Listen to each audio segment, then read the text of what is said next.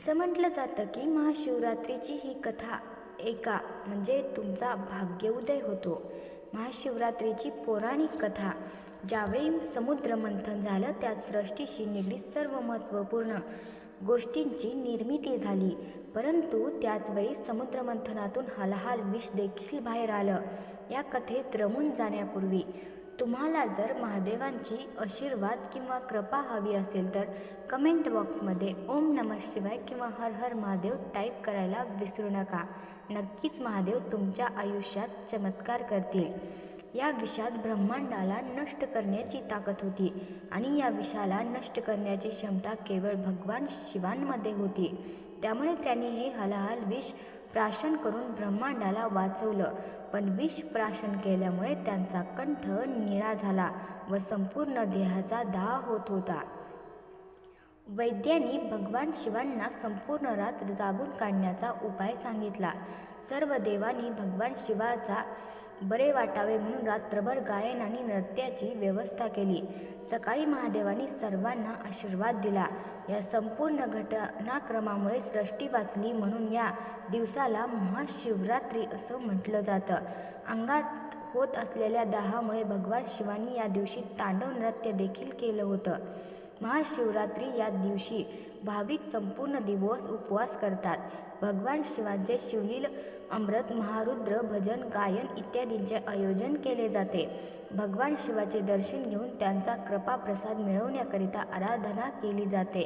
शिवाच्या मंदिरामध्ये महाशिवरात्रीला मोठ्या संख्येने भाविकांची गर्दी दिसून येते. 12 ज्योतिर्लिंग ज्या ज्या ठिकाणी आहेत तेथे सर्व लाखोंच्या संख्येने भाविक महाशिवरात्रीला दर्शन घेण्याकरता जमा होतात. भगवान शिवाने ज्या ज्या ठिकाणी तीर्थक्षेत्र आहे तेथे मोठ्या मोठ्या यात्रा भरतात.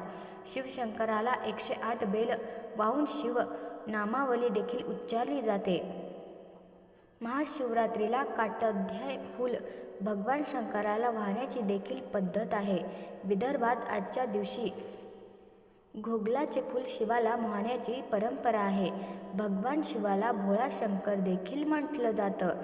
उपवास केल्यावर त्वरित प्रसन्न होणारा आणि इच्छित फळ देणारा हा महादेव सर्वांचे कल्याण करणार आहे. शिवपुराणात एक कथा सांगितली जाते अशी. एकदा पार्वतीने परमेश्वर शिवशंकरांना विचारलं, असं कोणते श्रेष्ठ तसेच सरळ व्रत पूजा आहे ज्यामुळे मृत्यू लोकातील प्राण्यांना तुमची कृपा प्राप्त होईल. उत्तरादाखल शंकराने पार्वतीला शिवरात्रीच्या व्रताची कथा सांगितली. एका गावात एक शिकारी राहत होता. मुक्या जनावरांची हत्या करून तो आपल्या कुटुंबाचे पालन पोषण करत असे. तो सावकारांना कर्जदार होता. त्याने त्याचे कर्ज वेळेवर चुकविले नव्हते. त्यामुळे संतापून सावकाराने शिकारीला शिवमठात कैदी बनवलं. योगायोगाने त्या दिवशी शिवरात्री होती. शिकारी ध्यानमग्न होऊन शिवसंबंधी धार्मिक गोष्टी ऐकत राहिला. चतुर्दशीला त्याने शिवरात्रीची कथा ऐकली. सायंकाळी सावकाराने त्याला जवळ बोलावून कर्ज फेडण्याविषयी विचारलं. शिकारी दुसऱ्या दिवशी सर्व कर्ज फेडेन असं वचन देऊन कैद्यातून सुटला. आपल्या दिनचर्याप्रमाणे तो जंगलात शिकारीसाठी निघाला. पण दिवसभर कैदीत राहिल्यामुळे तो तहानेने भुकेने व्याकुळ झाला होता. शिकार करण्यासाठी तो तलावाकाठी बेलपत्राच्या झाडावर मचाण बांधून लागला. बेलवृक्षाच्या खाली बेलपत्रांनी झाकले गेलेले शिवलिंग होते. शिकाऱ्याला मात्र हे माहीत नव्हतं. मचाण बनविताना त्याने ज्या फांद्या तोडल्या त्या योगायोगाने शिवलिंगावर पडल्या.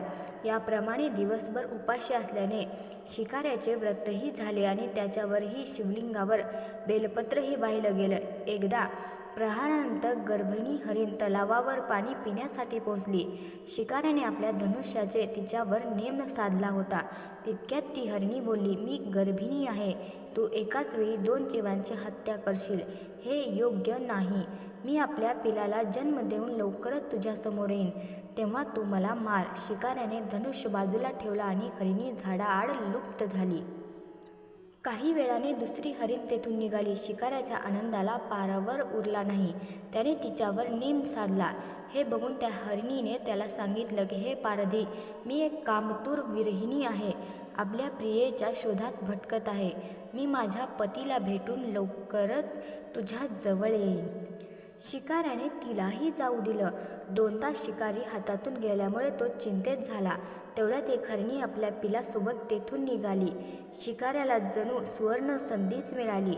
त्याने धनुष्य बाण लावला आणि बाण सोडणार तेवढ्यातच हरणी बोलली, हे पारधी, मी माझ्या पिलाला त्याच्या वडिलाकडे सोडून लगेचच येते. यावेळी तू मला मारू नकोस.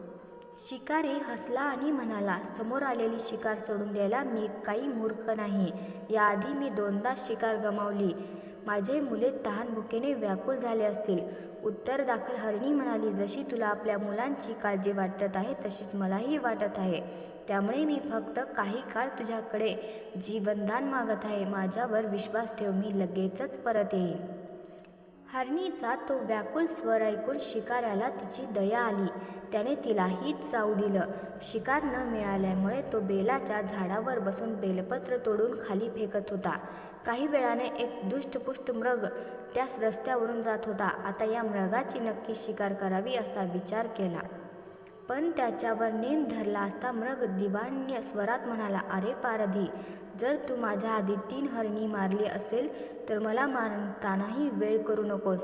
म्हणजे त्याच्या वियोगात मला एकही क्षणाचं दुःख सहन करावं लागणार नाही. मी त्यांचा पती आहे आणि जर तू त्यांना जीवनदान दिलं असशील तर मला काही क्षणासाठी जीवनदान देण्याची कृपा कर. मी त्यांना भेटून तुझ्यासमोर हजर होईन. मृगाचे बोलणे ऐकून शिकाऱ्याच्या डोळ्यासमोरून संपूर्ण रात्री घटनाचक्र आले.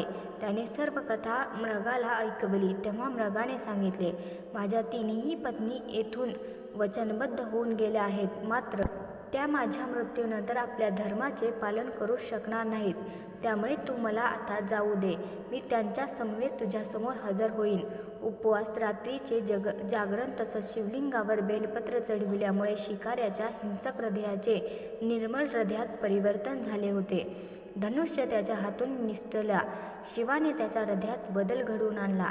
त्याला आपल्या भूतकाळातील कर्मांचा पश्चाताप झाला. थोड्याच वेळात मृग सहपरिवारी शिकाऱ्यासमोर आला.